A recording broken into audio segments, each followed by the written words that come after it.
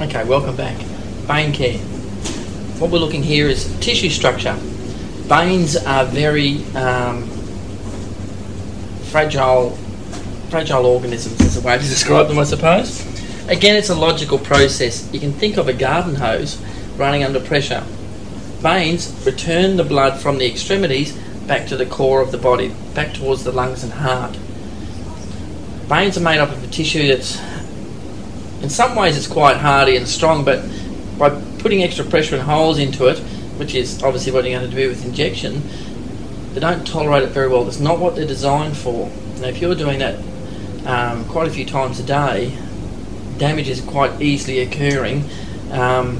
If you're not doing some of these techniques and be aware of the mechanics of vein structure. Basically, there's your vein. Blood is going that way back to the centre of the body.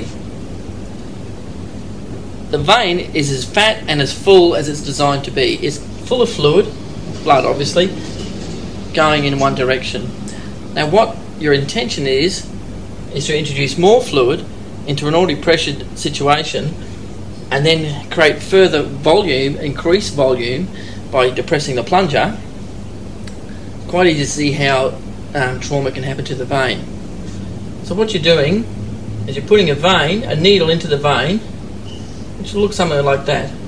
It's very important the bevel of the needle is going alongside and first into the vein. If there's a vein here and you do it the other way round, that way, you're more likely to push along the top of the vein and compressing the vein wall in an upwards motion. Literally what you're doing is tearing a bigger hole. A shorter, sharper hole is less damage being caused to the vein, which is the goal. Then you're introducing more fluid, you're creating more pressure in a closed environment. If you get your garden hose and you cut it and you turn it on, what's going to happen? Water comes boiling out of it. It's pressure, basic physics. So how can you minimise the damage? The angle of entry of the needle into the vein will help make a short, sharp hole. 45 degrees is recommended. If you talk to an injecting drug user, which is a very good point, how do you gain information like I'm trying to impart today, is by listening to your clients. Our clients have a wealth of information. If you can grab bits and bobs from each one by listening and building rapport with your clients, you will get a great base of knowledge yourself to help more clients in your contact.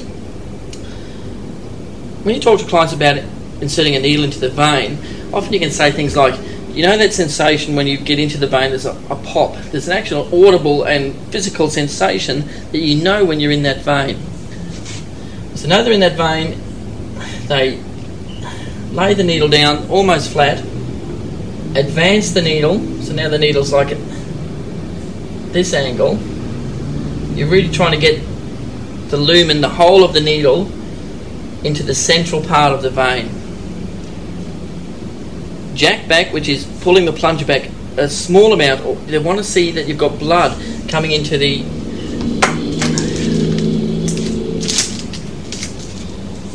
Here is a syringe. The process is holding a syringe at 45 degree, the long part of the needle going in first, into the arm at 45 degrees, feel the sensation, lay the needle down, advance slightly, jack back, which is pulling the plunger back. You want to see a small bit of colour, a bit of blood, a flash of blood in this small part, this receptacle part between the needle and the barrel of the syringe, and that will tell you you're in the vein. Slowly and surely depressing the plunger, very slowly, trying to pull the needle out at the same angle so you're not creating a bigger hole, straight back into your safe disposal unit. The pressure you exert onto an injection site. Often trauma is also caused by people pushing down too hard. If you push down just hard enough so the fingernails are going a white colour, so they're just enough to get discoloration. You don't want to really press down hard because you're really going to be crushing the vein and you might be spurting more blood out of the vein. This leads on to track marks.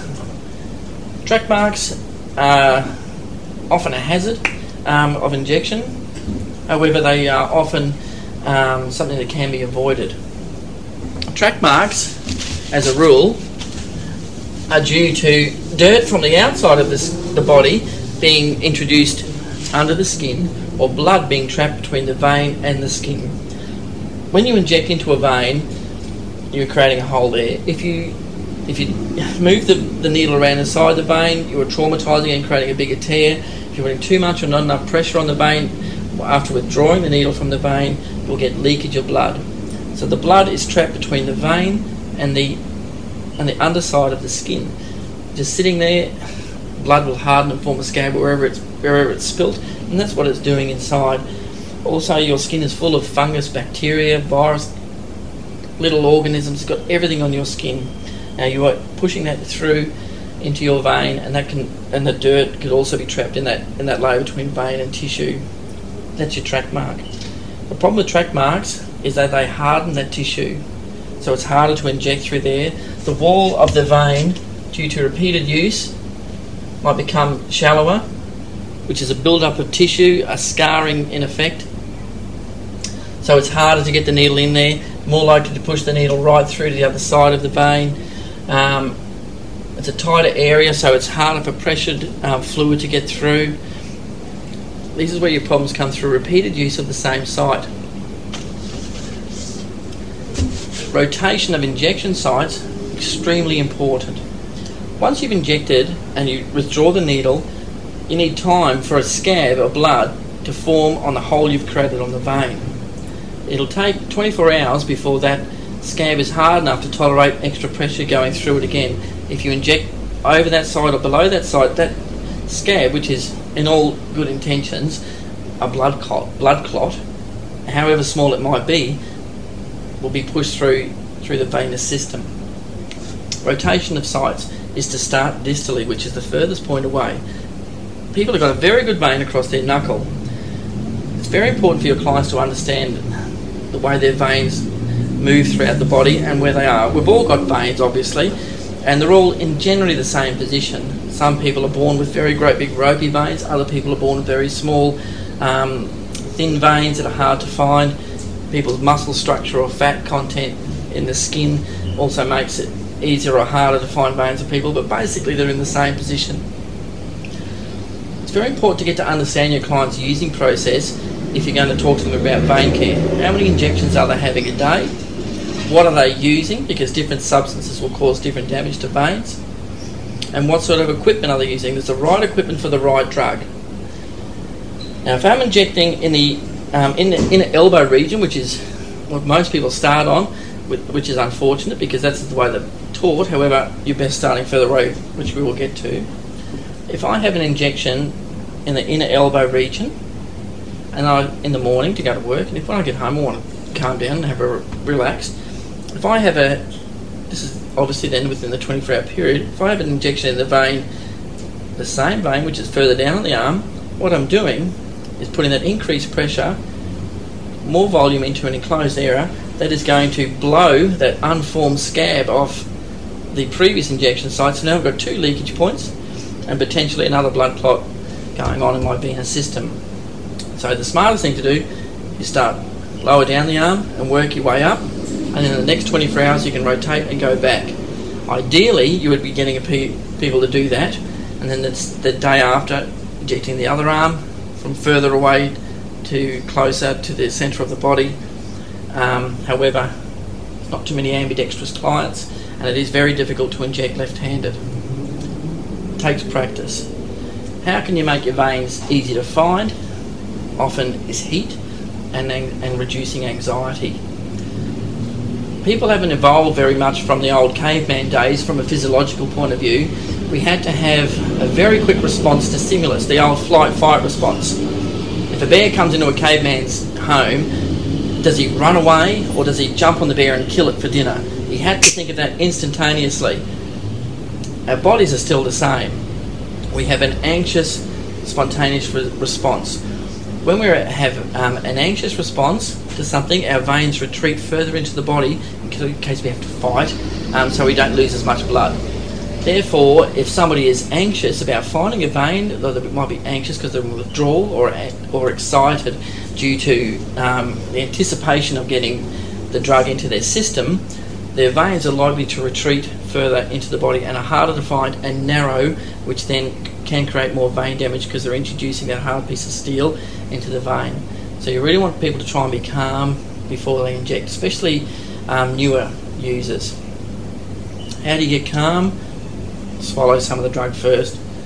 Use of marijuana, alcohol. There's quite a few things that people can do to relax before they do. Heat is a very good medium for bringing the veins to the surface. When the body's hot, your veins are bigger because that's how their system cools down. A simple thing like getting a tea towel, putting it under a hot water tap, laying it on the vein where you think your injection site is going to be, will bring that vein up to the surface and might make it easy to find. Often you'll see people use tourniquets. We try and dissuade people from using tourniquets because they can be dangerous. And the problem with tourniquets is the pressure of the tourniquet has to be released before you depress the plunger of the syringe. If you do not do that, you have reduced the length of your vein to the injection site to the tourniquet, which might only be 4 or 5 inches. That pressure of blood is trapped in there and you're introducing more volume. What's going to happen, it cannot tolerate, you'll get backwash further down the vein and you'll blow a big hole on your vein wall. Useless, pointless tragedy of the vein. You want to protect the person's vein. They're not going to have a very long, safe using pattern. They will find other veins in the body that are a lot more dangerous if they ruin these very good ones on the forearm. So you want to assist people to be able to use in the safest possible way, the principle of harm minimisation. The problem with tourniquets, as I was saying, how do you depress the plunger, have this on very tight, release the pressure of the tourniquet while keeping the needle very, very still while the arm's straight, because the more you move the needle in the vein, it's scratching and irritating the inside of the vein wall, causing scarring or maybe even tearing. That's the problem with tourniquets. Often twisting a shirt, holding it in your teeth is a good idea. The disposal unit that you're provided with every needle is often a good idea because veins run to the inside of the armpit. These can be put underneath, pumping up the pressure. They will bring the veins close to the surface, and they can, once the needle is in the arm, they can be quickly dropped out and an effective tourniquet without occluding the vein. The tourniquets are a bit of a worry, and it's not a bad idea to explore other avenues of bringing the veins to the surface with your clients and using tourniquets. As I said earlier, we all have veins in a very similar part of the body. Knowing where they are is a good thing to do. These are available. They are quite expensive. Very good education tool for clients. Unfortunately, in most anatomy books you'll see veins are just denoted in red, arteries in blue. For some reason, this is the other way around, so it makes it a little bit confusing. On this arm, the blue is the vein, so it shows a pattern of where the veins are going to be moving up the body.